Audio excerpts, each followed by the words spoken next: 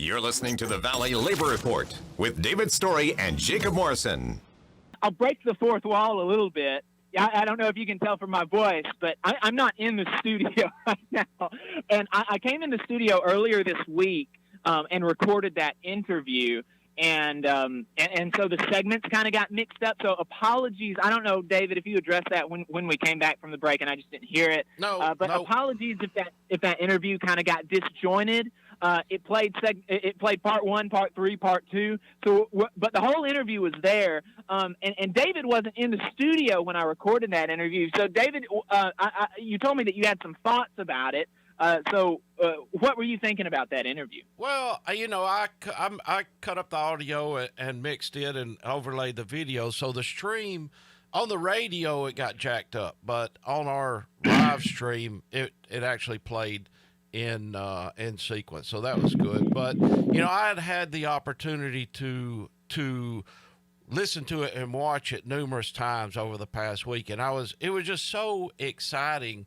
It was the best interview that I've seen in quite some time. Not just because of who it was and what they were talking about, but because it plays so much into our everyday thought process of what we preach when we go out organizing. And just the main tenet of unionism is solidarity. And I mean, for us, it's kind of like you said in the interview. For any union organizer worth their salt, they already know this. But it is nice to see a peer-reviewed research paper that has actually points that out, that you can point to and say, not only are we saying this, but we've got this information to back it up. Yeah. And I think the work that Jake and Paul, Jake, like I said, he's from the University of Washington. Paul Freimer is from Princeton. And I think this is some really valuable work that will show folks, like empirically, what you and I and any other union organizer worth their salt, we already know this. We see this from experience, right?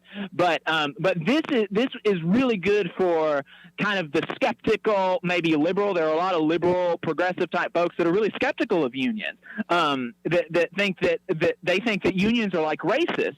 And there have been unions that were racist in the past, and there are unions today still, no doubt, that have some amount of systemic racism. But like what we can see with this paper is that clearly the broad trend in contemporary America since the civil rights era is that unions are really close to, if not the center of the struggle against racism in the United States. And I think that's really valuable. Yeah, well, even long before the civil rights era, and that's something that don't get talked about a lot. But this past week, I don't know, you may have seen it before, but it was a documentary on Alabama Public Television you can watch online.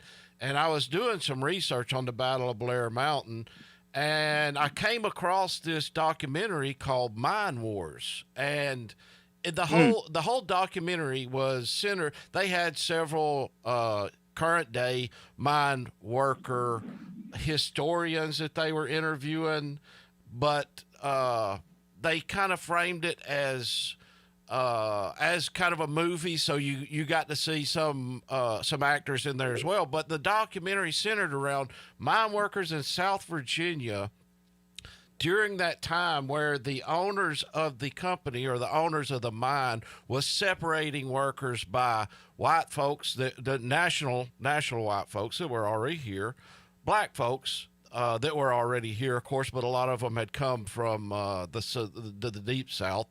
And then Eastern Europeans that have been brought in. And it really, it showed that solidarity where those workers came together and overcome that.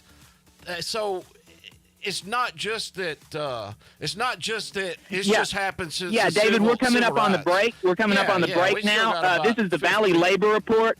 Stay tuned.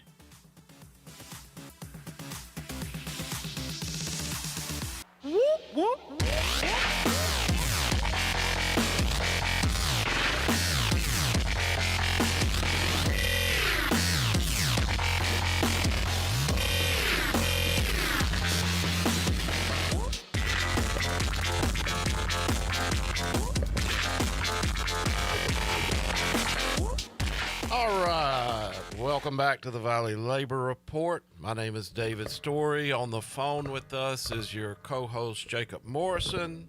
Jacob, you still with me?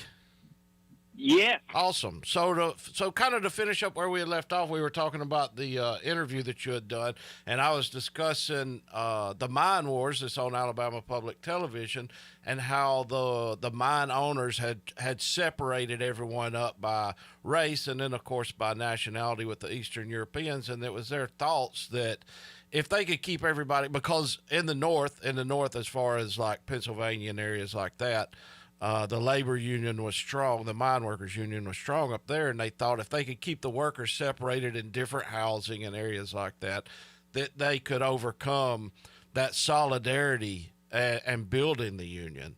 And what they failed to recognize was, and what one of the mine workers historians pointed out in the documentary was, in the mine where there's no light and everybody's covered in coal dust, you can't tell what race anybody is. And you're down there for 12 hours a day working with nobody to talk to. So they started these conversations down in the mines, and then not realizing when they come up, oh, this guy's a black guy or this guy's a white guy. But eventually they came together after a few years, and it worked out really well. But it's an excellent documentary if you hadn't seen it.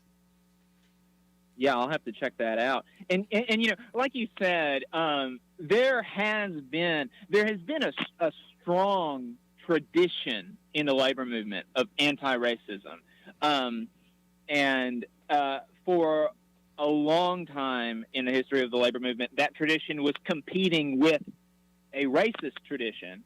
And I think that broadly, by the 30s, 40s, and 50s, the anti-racist tradition was beginning to win out, and by the 60s and 70s, I think it pretty clearly is the dominant force. But like you said, like you alluded to, so from the very early stages of the labor movement, there's been a very strong anti-racist tradition. Yeah, and that is important to recognize. Yep, exactly. Thanks for tuning in. We appreciate your time. If you want to see what we're up to throughout the week and get our snide quips about the news of the day, then you should follow us on social media. We're on Facebook at facebook.com/Valley Labor Report. We're on Twitter at Labor Reporters. I'm on Twitter at JacobM_AL. David is on Twitter at Radical Unionist. That's spelled RADICL Unionist. If you missed part of the show and want to go back and watch it later, search YouTube for The Valley Labor Report and subscribe to our channel. You can go back and watch the full show there, and we also clip segments throughout the week. And we also upload the program on more than 11 different podcasting apps. So you can see if we're on your listening platform of choice. You can go to thevalleylaborreport.transistor.fm/subscribe. And if you appreciate our work and want to help us stay on the air, then consider throwing us a couple dollars a month on patreon.com/The Valley Labor Report.